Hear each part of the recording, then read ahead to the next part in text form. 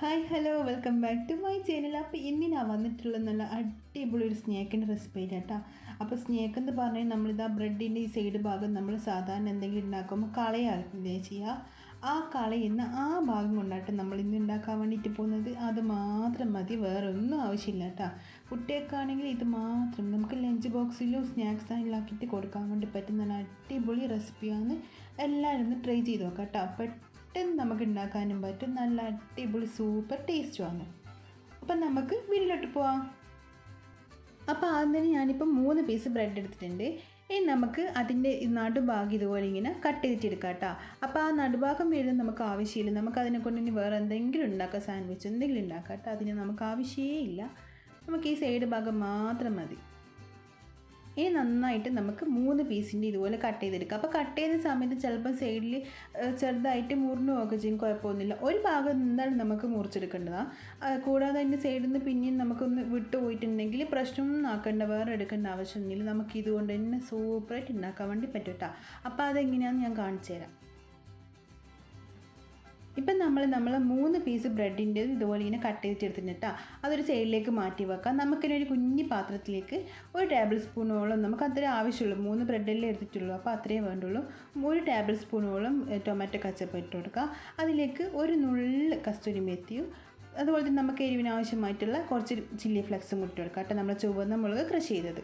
ഇതിനെല്ലാം കൂടി നന്നായിട്ടൊന്ന് മിക്സ് ചെയ്തിട്ട് ഇതുപോലെ ഇതിൻ്റെ സൈഡ് ഭാഗത്തൊക്കെ നന്നായിട്ട് അതാക്കി കൊടുക്കുക കേട്ടോ.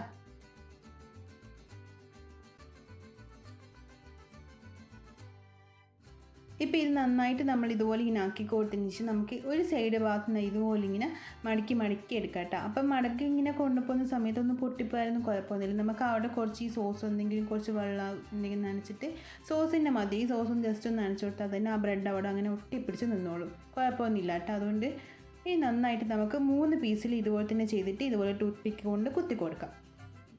അപ്പോൾ ഇത് തന്നെ വേണമെന്നില്ല, നമുക്കൊരു കൊള്ളി ഉണ്ടാവുമല്ലോ, നമ്മൾ സാധാരണ ഓലയുടെയൊക്കെ കൊള്ളി ഉണ്ടാവുമല്ലോ, അതെടുത്തിട്ട് കുത്തി കൊടുത്താലും കുഴപ്പമൊന്നുമില്ല കേട്ടോ. ഇനി ഇതുപോലെ നന്നായിട്ട് നമുക്ക് 3 ചെയ്തിട്ടെടുക്കാം.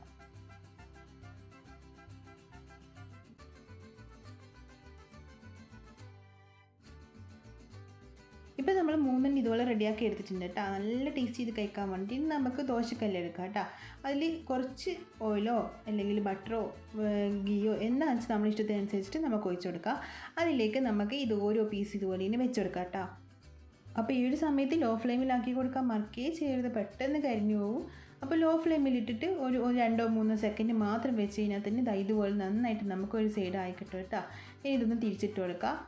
അത് തിരിച്ചിട്ട് അതുപോലെ തന്നെ 1-2 സെക്കൻഡ് മാത്രം വെച്ചാൽ മതി. നമുക്കിത് മറ്റൊരു പാത്രത്തിലേക്ക് മാറ്റി കൊടുക്കാം. അപ്പോൾ എൻ്റെ ദോശക്കല്ല് നോൺ സ്റ്റിക്ക് അല്ലാത്തതുകൊണ്ടാണ് ഇതിൻ്റെ ഇതുപോലെ ഇങ്ങനെ അതിൻ്റെ മുകളിൽ ഇങ്ങനെ പറ്റി പിടിച്ച് നിൽക്കുന്നത് കേട്ടോ. അല്ലാണ്ട് വേറെ കുഴപ്പമൊന്നുമില്ല, നമുക്ക് സൂപ്പറായിട്ട് ഉണ്ടാക്കിയിട്ടെടുക്കാൻ വേണ്ടിയിട്ട് പറ്റും. അപ്പം നമ്മൾ അടിപൊളി സ്നാക്കുകൾ റെഡി ആയിട്ടുണ്ട്. കുട്ടികൾക്കൊക്കെ ഒരുപാട് ഇഷ്ടപ്പെടും. നമുക്ക് സ്നാക്സ് ബോക്സിലൊക്കെ കൊടുക്കാൻ വേണ്ടിയിട്ട് സിമ്പിളായിട്ട് കുട്ടികൾക്കൊന്ന് നെട്ടിക്കുന്ന രീതിയിൽ നമുക്ക് ഉണ്ടാക്കി കൊടുക്കാൻ പറ്റുന്ന അടിപൊളി റെസിപ്പി ആയിട്ട് ഇത്. അപ്പോൾ എല്ലാവരും ഒന്ന് ട്രൈ ചെയ്ത് നോക്കുക. ഇഷ്ടമായിട്ടുണ്ടെങ്കിൽ ലൈക്ക് ചെയ്യാനും സബ്സ്ക്രൈബ് ചെയ്യാനും ഷെയർ ചെയ്യാനും കമൻറ്റ് ചെയ്യാനും ഒന്നും മറക്കരുത്.